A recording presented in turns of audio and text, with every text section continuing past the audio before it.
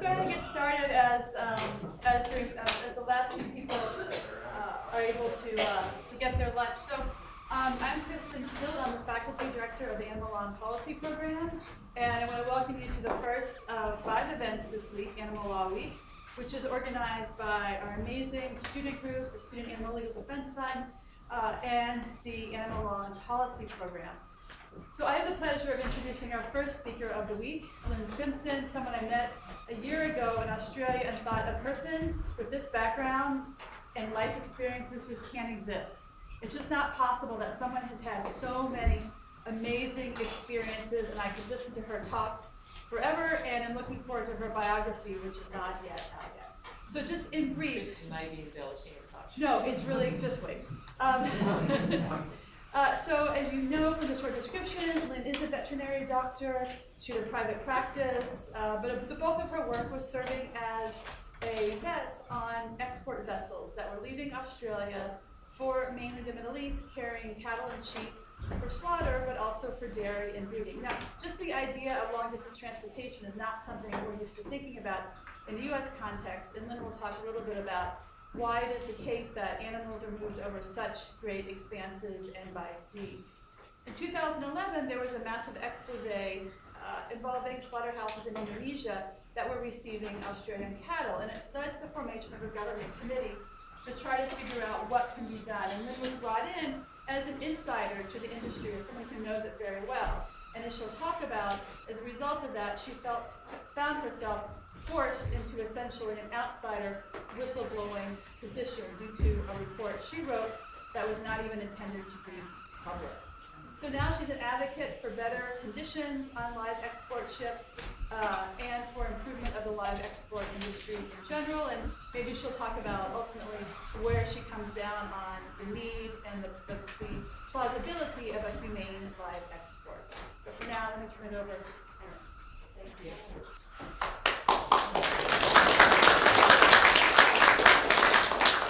Can everybody hear me okay? Yeah. Yep, okay. So I've got a lot to tell you about today because my story has... Go ahead, there's just a weird sound. No, I think it's maybe someone wrestling back there. Go ahead. Sorry. Try and put an American accent on. Yeah, so my story is a little bit weird. I explain it now as a bit of an octopus because we still got it. Normally something happens in someone's life and then it gets addressed and then it all closes down. What's happened with my life is there was an event, my career getting thrown out as a whistleblower, and then it was addressed, and now from that it's just growing off tentacles, and it's growing and growing and growing, and if I don't get the book written really quickly it's just going to be 15 volumes long. So it's crazy, and I'll jump around a little bit, so feel free to ask me questions afterwards if I've missed something or not linked it up well. I must just say thank you so much to everybody for inviting me to speak at Harvard. I cannot believe I'm here. I'm still pinching myself. I've faced Somali pirates. I've been held at gunpoint. I've been deported in Saudi Arabia without knowing it. And I've got to say, more intimidating being here. So, not that you're scary, don't get me wrong. Don't turn on me. So anyway, we'll get on with it. So to start off with, I wanted to be a vet from about the age of 6, and I was going to ride ponies and just have a nice life and live in the country and do what vets do on TV and do the James Herriot thing. By the way, I'd like to sue him posthumously because he lied. Vet is actually ordinary. But halfway through vet school, as happens with most uni students, you run out of money, and I was broke, and I happened to be going to vet school in Fremantle in Western Australia, and there's a port there, and it's got a very large live export industry comes out of it. So I got a job. It was supposed to be part-time. It was only 40 hours a week on top of uni load, and I was essentially a dock worker, so loading ships and driving forklifts and working cranes and stuff. So I was loading these live export ships, so that was my introduction. When I graduated, I thought I would do one trip just to see the whole process from go to woe, and then I would go off and be a normal James Herriot vet.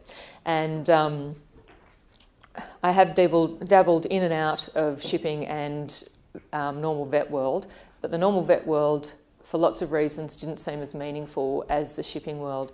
So I ended up doing 57 voyages from Australia to the Middle East and or through to Turkey, Libya, Russia. So a ridiculous amount of time, probably certifiable. So we'll get on with some pictures. So I'll give you an idea of what shipping actually is, and we're taking live animals from one country to another, and anything up to 6 weeks is what we're transporting them on the ships.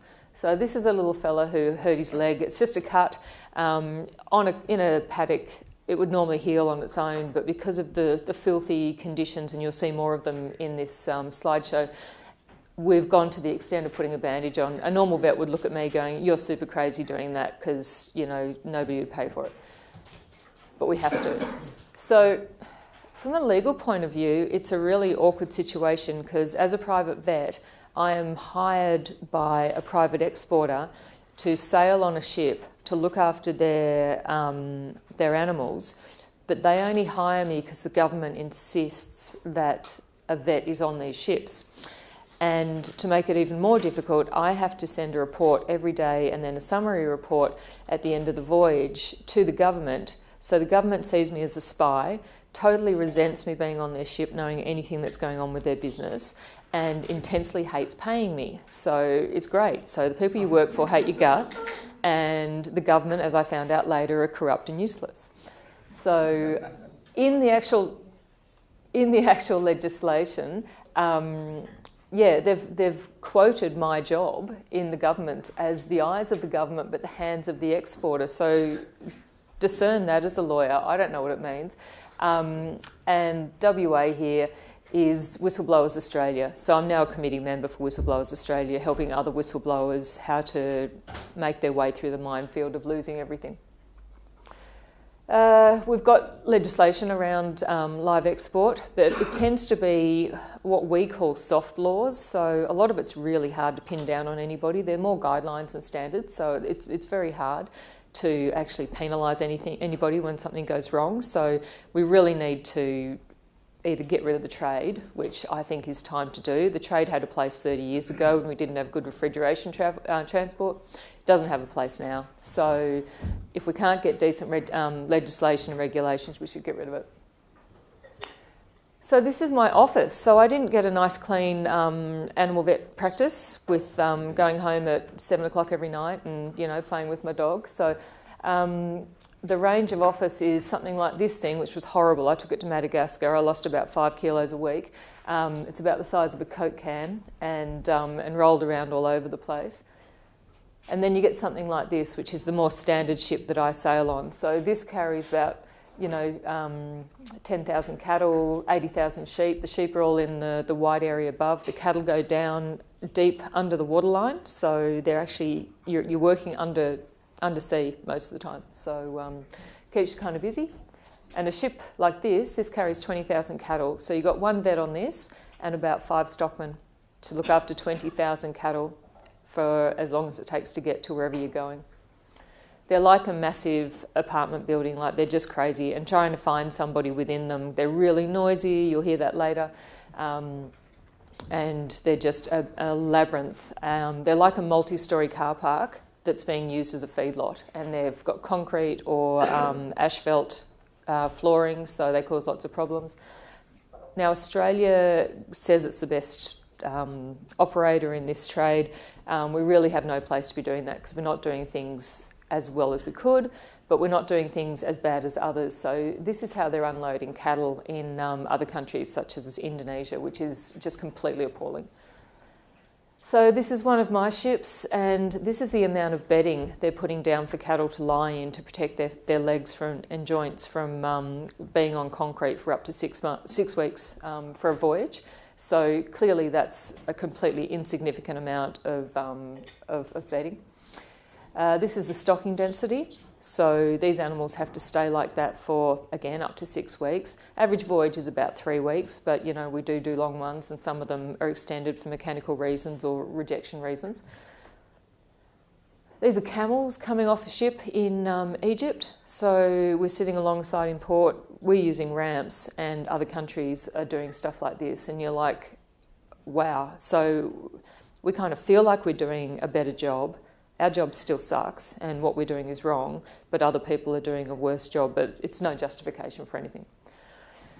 You get very expensive cattle and they go first class. So we've got things like these bulls, which I hated every single one of them because they were just sitting there just going, oh, this is all right. Oh, I don't mind it. I've got quite a bit of room. It's all fine. I just roll over, stretch out, you know, it's all good. I was trying to get to another one. And then you've got the other cattle that you saw before that are all crammed in. They can't all lie down at the same time. They've got to take shifts in sleeping, and one will stand over the other while one's sleeping, and then they'll change and they step on each other and cause each other further injuries. The flooring itself is a real problem, and it's one of my big bugbears that I've worked on for years. Mind you, my whistleblowing hit the news in 2013, but I started sailing in 2001, and from 2001 I've been making complaints to the government and to the exporters and to the shipping regulator to try and improve these things. And it was actually by being ousted as a whistleblower that I got more capacity and have been able to make more change and raise more awareness. So this is a tiny little injury really. It's like if you've cut your fingernail too short and you get an infection on it. It's ridiculous because it's just a small thing, but if you ever do it and next time you do it you'll realise that actually stops you doing a lot of things, putting on a light switch, doing whatever, you'll change fingers, it's tremendously painful. So with cattle, they wear their toes out on the flooring of the ship because it's an unnatural environment, they shouldn't be in it. And when they get up, you've got say 500 kilograms of cattle trying to get up on their toes to stand up so that they can access food and water and, you know, walk around as much as they can, shuffle, and they get these abrasions, and we don't often see them because they're actually, excuse my language, but they're just so covered in shit we can't see them, and we just have to work on the fact the animal's not standing or walking or doing anything. So I spent a lot of time sedating cattle and wrapping bandages, and we'll see more of that. They get abrasions from just lying on the ground. So when they're just trying to lie on their side, the ship is moving all the time, 24/7, and they're just rolling gently or pitching really hard depending on what kind of weather we're in. And that's an elbow of a beast, and so that's down to bone level. And those animals have to be treated with antibiotics and whatnot, and they're very painful, and they're covered in shit. All that crust on the outside is just sewage. So there's some knees that were worn down to the bone, and we couldn't see that injury until after a wash. We wash the ships every 4 to 5 days, and you'll see that later, and you'll understand why we couldn't see this before the wash down, because I get the guys to wash the cattle at the same time so I can see the legs. This is another leg that I've been treating. It was worn down, the animal got its head caught, and we see these all the time, and that's his bandage that's slipped underneath, and it's slipped off the wound, but it's obviously a big scab, and I'm just cleaning it and redressing it in this slide. This is an animal we have, apparently we have fantastic inspection processes, and the animals are looked at about 8 times at least before they're supposed to get to the port to be allowed on the ship or not. Somehow this animal, who's broken its leg in the past and it's healed, like he can walk on that leg, and that might be all right on dirt, but that's not all right on a concrete substrate that is going like this for weeks and weeks and weeks. So he ended up going lame on that leg, not walking, so I had to shoot him. So he failed inspection. He should never have been allowed on. Infectious diseases like this should never be allowed on. So this is normally a really mild-mannered disease on land. It's a conjunctivitis. We call it pink eye. It's different from what you guys call pink eye for humans. And it spreads really rapidly if animals are closely confined. So we've got them closely confined in this ship. We've got them in a humid environment, which this bacteria loves, and we've got them in a high-pressure air ventilation system. So there's air vents. So the air vents pick up the bacteria, spread it everywhere, and then before you know it, what looks like a really benign little injury that would normally heal on land with a bit of cream ends up being a prolapsed eyeball. And so that's actually the eye trying to come out. That's another one where, and I can tell that that's a lower humidity area because of the way the injury's presenting. So we get to do surgery in really filthy conditions. So, you know, all the stuff they taught me at vet school, you know, with working in aseptic conditions and washing your hands and doing this and autoclaving your equipment and having negative pressure ventilation so that dust from the corridor doesn't come in, totally out the window when you become a vet. So his head is cleaned, he's sedated, and he's got his head on a bag to prevent regurgitation and some breathing issues. So he's actually safe. And I've had to use a stockman who's essentially a cowboy to be my nurse while I remove an eye. So I remove eyes all the time. Sorry, did that just turn you off your dinner? Maybe we should have done food afterwards. So it's just not cool that people are having to do, like especially first world trained veterinarians are having to work in the equivalent of a third world environment with minimal equipment. And I had to take my own surgical equipment too because the ships don't provide it. So it's just ridiculous. So this is afterwards. So that's another beast. I've taken his eye out. So that's the wound after it's healing. Apparently they're supposed to have two eyes when they get off the ship. So sometimes if I've got white sutures, I've got to colour them in with black texture so nobody notices. And then I had one captain get really cranky going, they're supposed to have two eyes. And they had a bandage all over the head, so I usually bandage it up. So I just drew a big eye on it. And he didn't think that was very funny. Nothing's supposed to be pregnant on the ship. So if you look on the ship, at this, that's a dead calf off to the side that I've just done a caesarean on this animal. And because I'm not expecting to do a caesarean, and she is covered in shit, and I have cleaned as well as I can the area that I've had to cut, which is an incision about that long, and you can tell by my arms how deep I've had to go into her belly to get the calf out. And yeah, so having to do major surgery like that in those kind of conditions is just disgusting and not in the animal's best interest, not in my best interest. This is me teaching a stockman how to do some basic surgery. Notice we're very clean and spotless and not sweaty at all.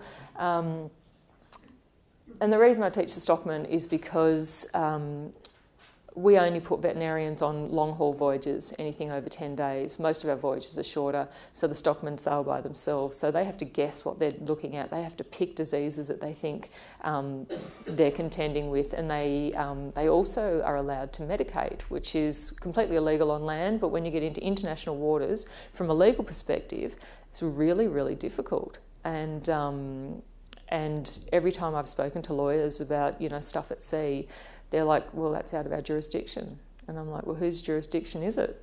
So it's quite tricky. Sheep, I don't like them. They don't tell you they're sick, they just die. So that's really annoying. Makes it very disheartening as a vet. So they're very hard to monitor because of the density of how we load them. This little guy was tiny. He was put in with some big cattle and just poorly drafted. And that's quite, when I say drafted, he should have been in with cattle all the same size as him so that one couldn't bully the other. And so he was being trampled, and he was actually, this is just after the wash, you can tell because the floor's wet. He was actually lying on the ground, and I thought he was dead. And I walked into the pen and I started moving his big friends off him. And I thought, I went to go do a postmortem. And I just went to touch him, to check him. And anyway, I had to peel him. He was alive, and I peeled him off the floor. He was suctioned into the sewage. And then he got up and attacked me. So he was well enough to go to the hospital, and it took a while to recover. But yeah, it's just, this stuff isn't in our textbooks. Bloat's a condition where we've got to release gas from the abdominal cavity, and we very rarely have a holding crate like this one to do it in. So this is the one ship we actually had one in, and it's difficult to do anything at sea. This animal has pneumonia. He survived. However, he's white. He's entirely white. So he's just completely covered in sewage that's drying up, and you can't read his ear tags, which I'll get to in a minute. So we've got a lot of drugs on board, and we're expected to treat these animals with these drugs. Now, we're also supposed to keep records of which animals we've treated with what drug, when and why, and the reasons for that is for antimicrobial residue in meat when people eat animal products. I can't tell you which animals have been given because I can't clean the tags, and we use an injection gun, so I don't have, I'm not actually touching the animal. So it's really difficult to know who has been medicated throughout the voyage, except for I know that hundreds have. So when I discharge a ship in another country, I've been saying to our government, we need to tell these countries that every animal on this ship is potentially contaminated with a residue, and we have to wait for the longest withholding period to make it safe. So it's actually a public health issue, which is another arm of the octopus that I've now been going down.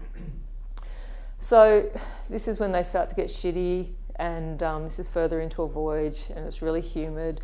And what you can't really see here is it's hot. It's about 40 degrees. We're talking humidity in about 86%. I can't read ear tags. Yeah, sorry. That's yeah. So what's that? Yeah, over 100. So it's hot and horrible, and you just soak the whole time. So these guys are hot. They're lying in hot shit. Their water's hot. Everything's hot. They're hot. This guy's so close to discharge at the top of the shot, you can just see a little bit of light. He's almost off the ship, and he's just given up. He's just fatigued. He's gone, no, I'm not going up another stair. He collapsed there, wouldn't get up. I had to shoot him where he was, cut him into bits, and throw him over into the ocean. This guy at the end of voyage, he collapsed. He'd lost a lot of weight, and same deal. So close to being there, and ended up shooting him. Hygiene's a big problem. We start off with nice clean cattle, and we clean the water troughs and the feed troughs, and the water troughs keep getting cleaned. They get cleaned 2 or 3 times a day. But this will be just in a normal morning with the first cleaning for the water trough. And this is how it ends up within a few hours. So as the animals covered in sewage go and eat and drink, they contaminate the food and water that they're then going to drink and consume. So that's a way to transmit diseases. It's also a really great way to transmit antibiotic residues. So there's a whole lot of problems with that. It also is obviously unpalatable and disgusting. There we go. They're 4 different coloured cattle, and quite differently coloured. So the hygiene is just disgusting. This is what we see in the middle of a summer. The day before we wash. We can't wash every day because of the crew. We don't have enough people on board, and it's a massive job. We have to do it in a rotation. So we do one section one day, one section the next day, another section, and then we start again. And so these animals are sitting in a hot stew of sewage. Talk to me.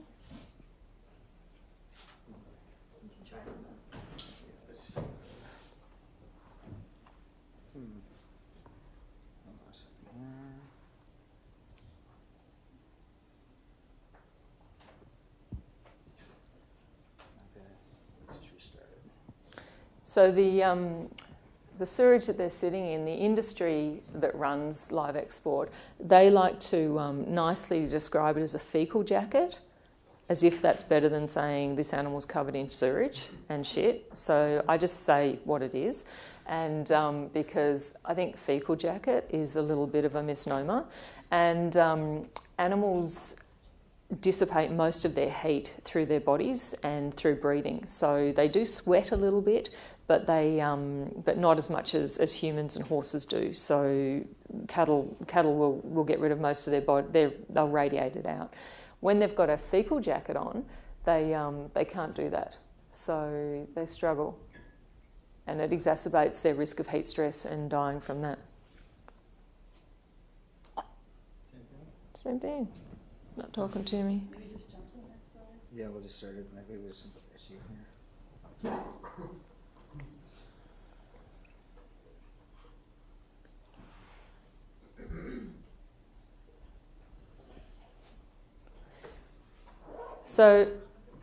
So one of our biggest killers of cattle on the ships is pneumonia. Our biggest killers of sheep is heat stress. And the sheep don't get covered in shit as much as the cattle do, because sheep have a drier fecal matter. So it actually gives a decent by decent, it gives a safer bedding for them to lie on. It's non-abrasive. So so here is a washing slide for, this is what we do every 3 to 4 days on the ship. So if we've got volume here, oh.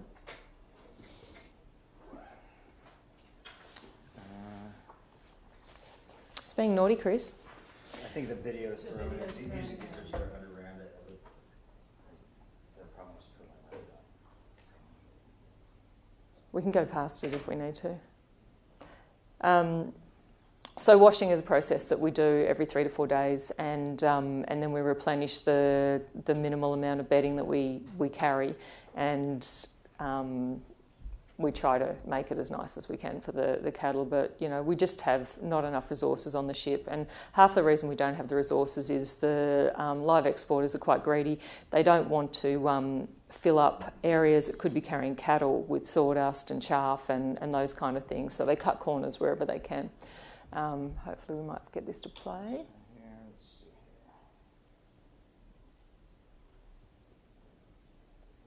here.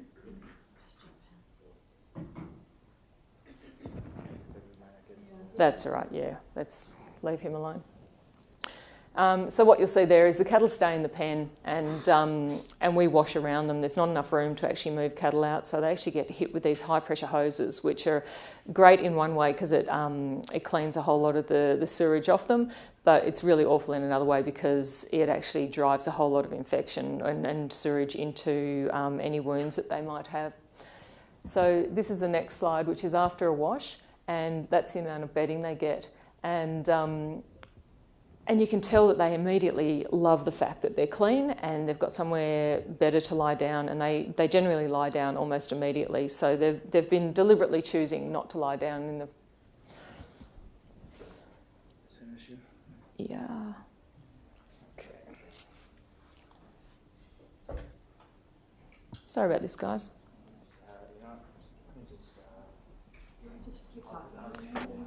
Yeah.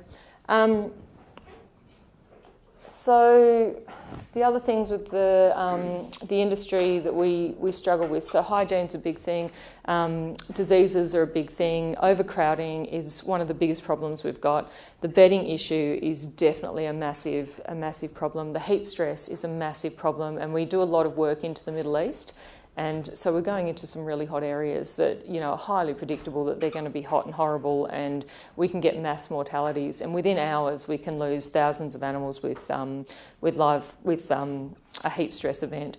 So what we've done in the past is try to look at minimising, like lowering the stocking density and curbing the times in which we actually travel to certain areas that are high risk. But the exporters and the government are really pushing back and resisting any of this change because it's all going to cut into profits. And that's just, you know, actually I've got my laptop. Because I just about got it up here. Yeah. And yeah, the exporters just don't want to do anything. We've got reports going back to 1985 in our parliament in Australia that say that the live export trade is inimical to good animal welfare and should be phased out. 1985, yet our government is still doing it. Hasn't changed the stocking densities. The stocking densities for these ships were designed on physics only, based on if all the cattle were to move at one time, if the ship moved, that the railings wouldn't break. So there's no animal welfare has been put into place there. That's based on an engineer just making sure that cargo is not going to break free and cause a problem. So it's a bit of a nightmare. When we get to some photos of sheep, you'll see that they're really hard to monitor. They're in dark, dingy areas. They're often in double-tiered ships. So you've got one tier. The top tier starts about here with a trough, so I can't see around it or through it or under it or over it unless I climb. And the bottom ones are down here, and then they're really dark, so they're very difficult to see. So sheep are a nightmare. Other risks that we encounter at sea are pirates. So we often go through piracy areas like off Somalia, between Somalia and Yemen, and that's a risk that had been on the decline and is now coming up again. And the real problem with, piracy sucks anyway, and it's not Johnny Depp anyone who wants to, go there, because there's a few people I've wanted to just choke when I've come home after freaking out for a week going through pirate country. And it's not a Johnny Depp situation. These guys want to hijack our ships, and they just want to hold the ship and the crew for ransom. They don't want the cargo. They leave the cargo at sea, so they just drop the anchor of the ship and they take the crew to a beach and they sit them there until the ransom's paid, during which time everything's been turned off on the ship. All the air supply, water supply, food supply. So any animal in a lower deck will be dead within 2 hours. Any animal in an upper deck will be dead within 2 days. And there's no way that anybody gets off those beaches within 3 months. So basically the whole cargo's dead and the ship would probably get scuttled. So they'd probably literally blow a hole in the bottom of it, take it out to sea, blow a hole in the bottom of it and claim it on insurance. So after doing 57 voyages to all these countries and having complained to the government and really being quite a thorn in everybody's side for over a decade, they finally contacted me and said, we're doing a review of the standards after the expose that Kristen mentioned, and we think we should improve the welfare. Hark, what a fantastic idea. And they asked me to be the technical advisor to this steering committee. And I was like, wow, this is like a dream job. Like, my idea of sitting in an office is hell. I'd rather have a gun to my head. But if I can do it for 6 months to achieve, actually, and again, what am I doing at a law school? And what are they doing asking me to help rewrite legislation? Like, I don't know anything about, I just sit in shit and take eyes out, But, so I was like, yeah, okay, I'll do it. And pick me. So I got on this panel and it was just amazing because I realised they didn't know anything. It crashed my laptop as well, so maybe we should try yours. Is it just evil? Yeah, I can. I'll just start it up and... Maybe no, it's right here. Here's the connection. And so I was working with this steering committee and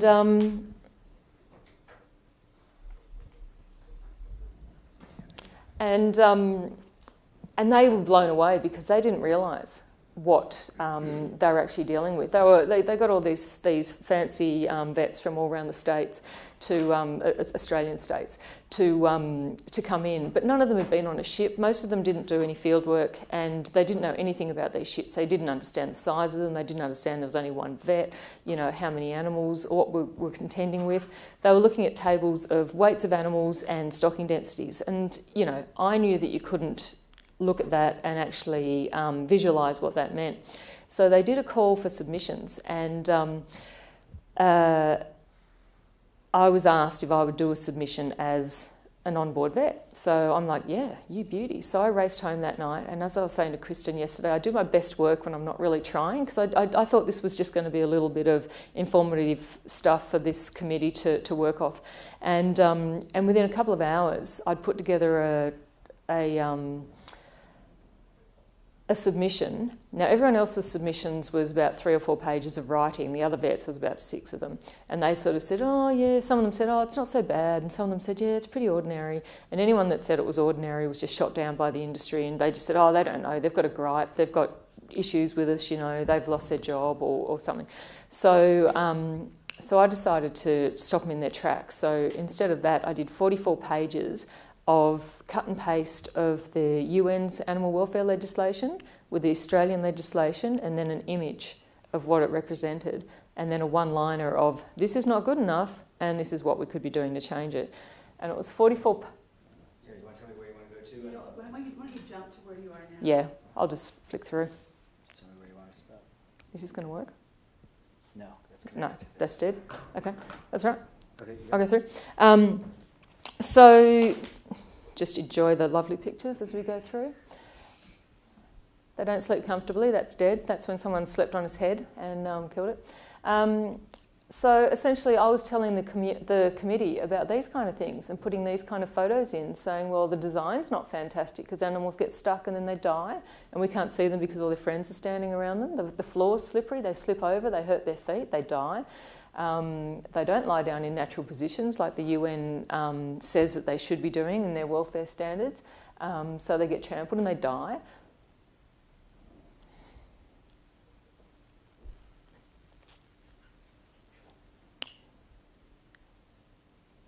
Okay. Get rid of that video, that's obviously evil. So yeah, this was a shipment of 16,000 black cattle, and I had a stockman come up to me one day at coffee time, and he's like, "Oh, Doc, you know, there's a crook one." I said, "Oh yeah, where is it?" And he goes, "Oh, it's on deck 7 or something." I said, "Okay." And there's pen numbers, so you can go exactly to the point. And he goes, I said, "Well, you know, what does it look like? Or where is it?" And he goes, "Oh, deck 7 somewhere, it's black." I'm like, excellent, we've got 16,000 of those, so I'll keep an eye out. Just some more crowding. Sometimes they're in really dark areas. This is a hospital pen, which is why it's got so much space and bedding. So here's the sheep. Now, I'm supposed to monitor those, and I've got 110,000 on this voyage that I'm supposed to monitor by myself with one stockman who doesn't give a damn about sheep and was drunk in his cabin the whole time. So that wasn't cool. So one of my recommendations was to get rid of double tiers, so that you've only got single decks, so that we could actually see the livestock. This is in the submission I did. Also that maybe animals can't put their legs in elevator shafts so they don't get snapped by elevators going past. That's a gun problem in Russia that I complained about for years and ended up having to kill 22 cattle with a small Leatherman knife one night, which is not one of my better nights. Something similar. Where's Wally? So they get lost in the sewage and it's just gross. These are just post-mortem pictures.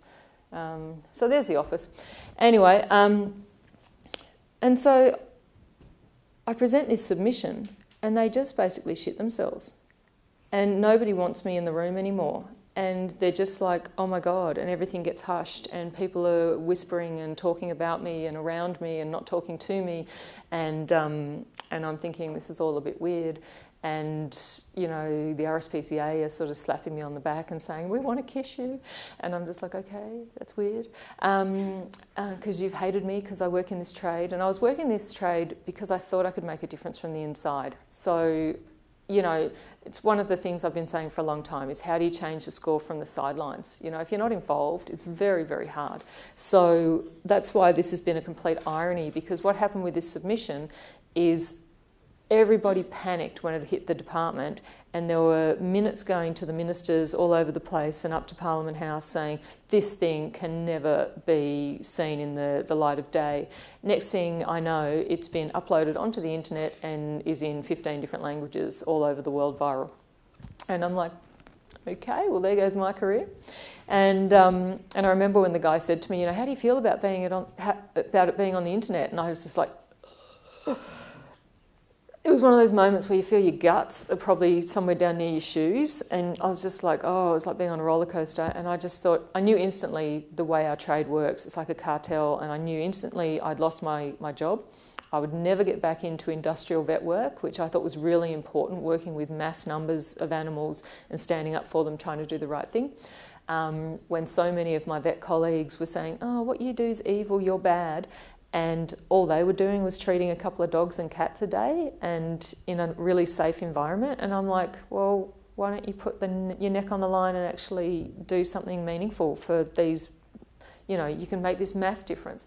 So very shortly after it got put online, lots of media managed to make it into... Go forward. Oh. So this is doing postmortems, and I'm supposed to determine what that died of. That's what we do with it. That's how what we do with the sewage. These are all environmental nightmares. Just in your time off, you get to sew the fitter's thumb back on, and then you get to sew your own thumb back on. And I'd use tampon string because it was the only sterile stuff I could find. So that was not one of my better nights. Verbal skills, we have a lot of trouble with people that don't speak English on the ships, so that's the Suez Canal, but it's really interesting speaking to people from different countries and different cultures that we meet during this thing. These are pirate guards leaving our ship, held at gunpoint in Israel, Middle Eastern port, cow between a ship, dead cow, yeah. Oh, that was fun. Unloaded some cattle in Russia and went to have a check at them at a dairy. And by taking these animals to countries where we can't control the standards that they're looked after by, we have no control. So we're kind of stuffed. And so these animals had come off the ship. They'd been in this dairy for 3 days, and we got off the ship finally on our way to Moscow to fly out. And they said, "Can you stop at the dairy? We're having problems." And we're like, okay. So we stopped there. These animals were sick, and one had a broken leg, and they were just fatigued, and they could have been, well, the leg couldn't have been healed, but everything else could have been fixed. And this is one of the key reasons why we shouldn't be sending live animals to these countries, because we cannot control what happens in another country or a sovereign state or wherever we send them. And the Russian vets insisted that I climb into this pile of burning tyres where they'd been smouldering away the bodies overnight. So that was nice. And I knew what they died of because I'd killed them both the night before after everyone had finished work. So very frustrating. So, Australian government, what do you do? So they asked me for my assistance. I gave it to them. Next thing I know, everything's through the news. I'm getting more phone calls from journos than I ever thought possible. I start to meet people at 60 Minutes, etc. Media storm. But I'd lost my whole identity. And this, I think, as a lawyer, is something really important for you guys to know. When a whistleblower comes to you, and especially if they're in a niche industry where they're potentially well known or going to be well known, I couldn't go back to my job. My colleagues stopped talking to me. Everybody that I'd ever worked with stopped talking to me, and not so much because they hated me. They were just worried about losing their own jobs, and some of them thought I'd been a traitor, but whatever. And yeah, it gets really, really sort of hard to deal with. So you start to feel pretty down, and there's like a recipe that they use for whistleblowing, and it's like they gradually withdraw you from your duties. People stop talking to you. Amazingly, people come out of the woodworks who you might have barely met in the past or had anything to do with. And I've now got some of my best friends right now are people I hardly knew before this happened.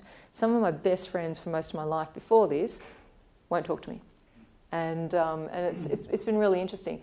Running out of money is always really stressful, which I did do because I had to sell my house and pretty much everything I owned to pay for my lawyers. Because I'd been in the trade for so long and doing the typical whistleblower thing of complaining to the regulators and doing what I thought was, well, what was supposed to be my job. Nobody knew that I'd been complaining for all these years. So a lot of the lawyers that do pro bono work actually saw me as somebody that just had a grievance now that I'd lost my job. And they're like, oh, well, she obviously didn't give a shit for the last 10 years. She's been sailing away, taking the money, so she didn't give a damn. And so I had to pay full fee for everything I got. But that's all right, because things have sort of turned around now. There's lots of defamation against me, which I just didn't bother pursuing. The government was actually scrambling my emails to politicians and Parliament House and just making me look like an absolute cracker. And that was really interesting. So I suspected they were probably in my phone as well. And I found them through Facebook. And only a couple of weeks ago, I found our Deputy Prime Minister snooping around on my Facebook page. And beautifully last week, he got sacked because he got one of his staffers pregnant. So, karma has teeth, and I was quite pleased with that. But you spend a lot of time doing this. And you just go, I've kind of had enough. Anyway, 38 lawyers later, a lot of them just getting free advice, some of them taking an awful lot of money off me, but they earned it. Meant that I had to sort of move on, and that's what I decided to do. I crawled out of my little depressive hole under a doona and moved on, reached out to some friends, saw some real perspective with the Syrian crisis and thought, why should I be a sook? I live in a developed country. Ended up sort of finding ways to move forward, and then finding my stuff all through the place, all over the world, in different political realms. And this is about people being fake or not. Sure. Yep, so I developed this, took on this attitude, and now I do this kind of stuff for a living, and this is a retired ship. So Maybe what we'll do That's it. Questions outside. Sure. What we'll have to do. Absolutely. Sorry about that, guys.